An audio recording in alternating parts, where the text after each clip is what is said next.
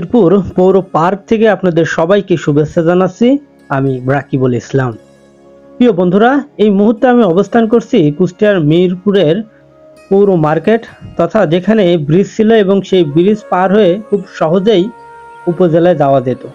But সেই ব্রিজটি ভেঙে ফেলা হয়েছে, কেননা ব্রিজের নতুন কাজ শুরু হয়েছে।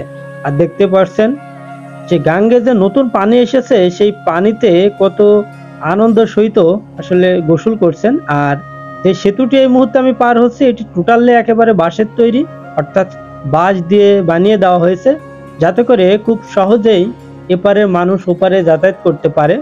যদিও এখানে কোনো টোল কিংবা গাড়ি, মোটরসাইকেল, ভ্যান, অন্যান্য যানবাহনের যাতায়াতের কোনো ব্যবস্থা নেই। শুধুমাত্র মানুষ প্রয়োজনের তাগিদে এপারে থেকে ওপারে যেতে পারবে, অর্থাৎ পুরো মার্কেট হতে উপজেলা মোড় কিংবা উপজেলা থেকে এই মিরপুর হাট কিংবা অন্যান্য জায়গাতে যেতে পারবে।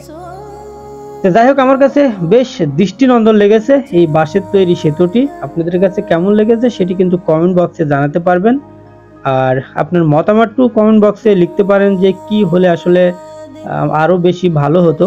তবে আমার কাছে যেটি মনে হয়েছে যে এখানে অত্যন্ত প্রয়োজন রয়েছে মানুষের, যেখানে খুব সহজে একটা বেইলি সেতু তৈরি করে দিত। পাশাপাশি যেহেতু একটি ব্রিজ তৈরি করতে বেশ কিছুদিন সময় লাগবে, আর সেই সময়ের কারণে মানুষটা কিছুটা হলেও দুর্ভোগে পড়তে পারে, এটা পাশাপাশি একটা বেইলি সেতু করে দিলে এটা কিন্তু অত্যন্ত ভালো হতো আর কি।